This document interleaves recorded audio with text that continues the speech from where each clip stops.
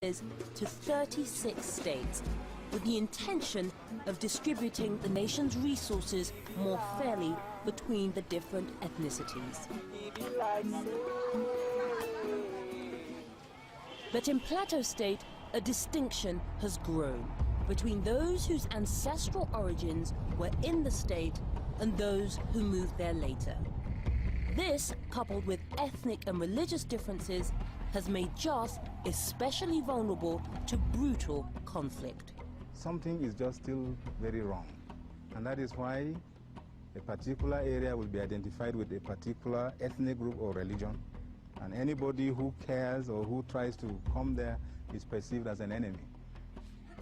The city was once lauded for its integrated population, but it is now largely divided between Muslim and Christian neighborhoods.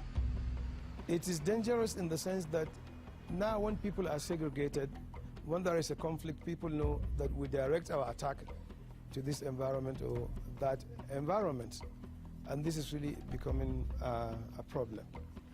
Something has to be done very aggressively by those in power, that they should create a sense of belonging and that patriotic feeling, that national spirit, that national pride. I'm a Nigerian first and foremost. No, I am this tribe, I'm this religion before I'm a Nigerian. This has to change. Even what is happening in Jos now, if you don't tackle it well and try to proactively prevent it, it will escalate.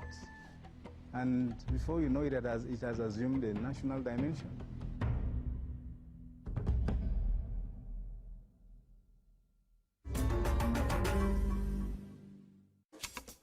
Four years before Nigeria gained independence from Britain, oil was discovered. The potential for prosperity was clear.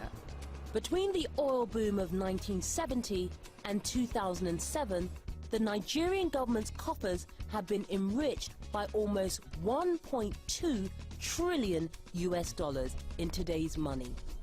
But much of the profit has been squandered.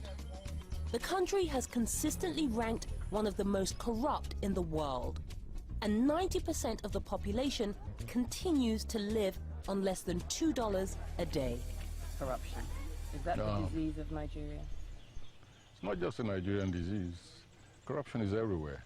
The difference in Nigeria is that in most of the lands that I know, you're talking about Soviet Union, you're talking about Russia, I mean the former communist countries and socialist countries and so on.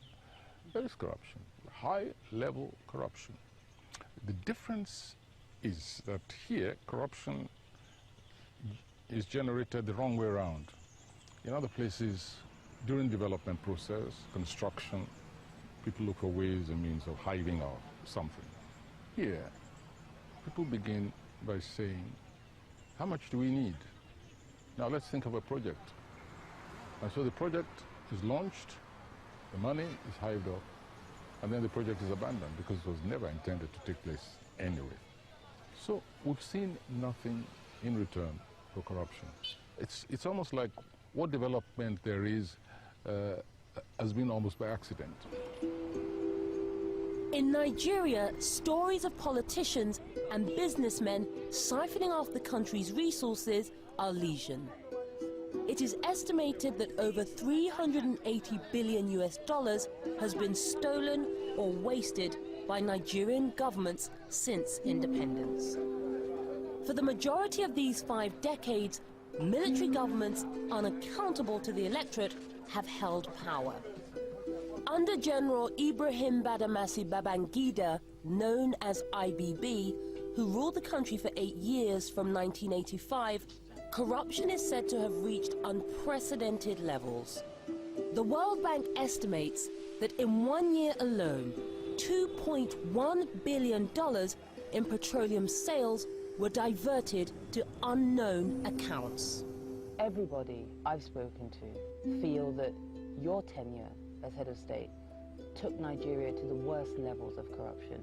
What is your response to these? My response is simply that nobody can prove that to you. If you ask for proofs, you wouldn't get it. But in Lagos, Nigeria's biggest city, proof of the effects of corruption is there for all to see. In a city of close to 17 million people, 2/3 of the population live in slums.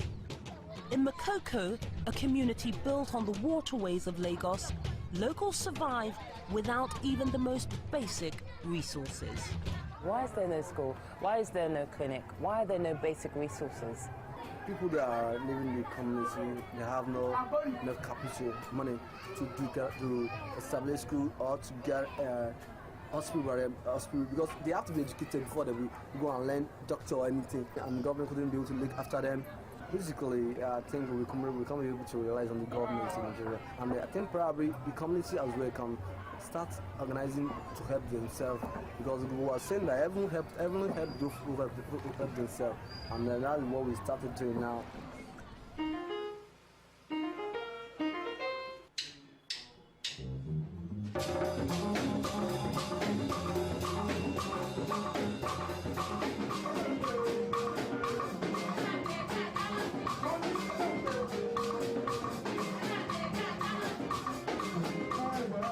Yet, despite the economic extremes and the cosmopolitan population, Lagos is, by and large, a harmonious city.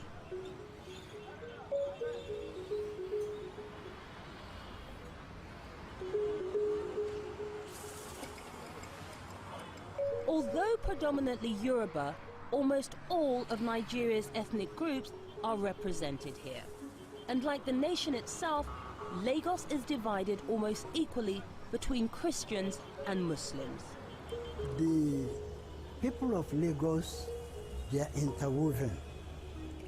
Among some families in Lagos, you find Christians, you find Muslims. If you decide now to fight, or there is a war between the Christian and Muslim, you will have, before you kill 4 persons, you will kill one of your own family. So that's why in Lagos, there is perfect understanding among the Muslims and the Christians. So we cannot discriminate against ourselves.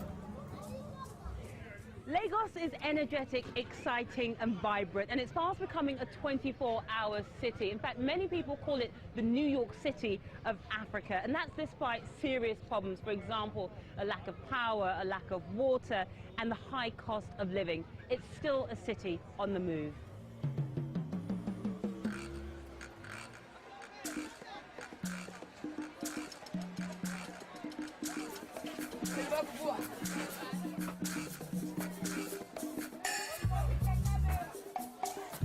My mother trained me in trader way, because my mother, she's a trader that's going down to Cotonou to go and buy something. So later, she will sell it in Lagos here. So we are selling at Chijere Market in Maoko. So I was there training up. So I started my own business. I deal with agric. So I'm selling vegetable, okra, yam. That is the work that I'm doing for a living. So there's basically like an association here of women, right? I mean, so you're basically in charge of making sure that everybody is obeying the rules. But what I'd like to really know is, what kind of women do you have working here? We have many women here. You know, we have Igbo people. Many of them they are not Nigerian. Some from Ivy Coast, some from Cotonou. We have Cotonou, we have Badagry in Lagos State. We have many. And it's not just immigrants who are fueling the country's economy. There is some evidence of a reversal of Nigeria's brain drain. 15 million citizens left the country during the 1980s and 90s due to a lack of opportunities, but some are now returning. I mean, to be honest, the spirit of the people is just the most amazing thing. You cannot beat that. Indestructible. It's just great. Having lived in the UK for 20 years and been schooling, university, city life, just to be, I think, at home, and I think I've got really fortunately great staff that work. You can contribute back, you can help in their lives, you can help with their education, you can make an impact here that I could do, I think, if I was living sort of in the West. One of the things I like to see take care of the basics. Have the government take care of the basics. Security, get policies in place, let the private sector excel where the private sector tends to excel, and unlock the creative potential of this country. We can change our own country and continent, because if you fix Nigeria, you fix Africa. That is a fact. With how many million, or 150 million, 1 in 4, if you fix Nigeria, Africa is fixed.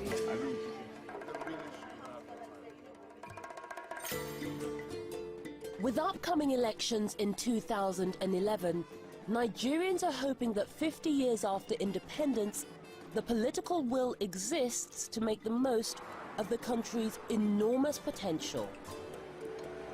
Sometimes civil society goes to sleep for a long time and wakes up and suddenly realizes that the world has really moved beyond when it went to sleep. And then it becomes angry and things happen. And sometimes, hopefully, it happens in a systemic, organized way. Right now, civil society is waking up, and one is observing and participating with cautious optimism.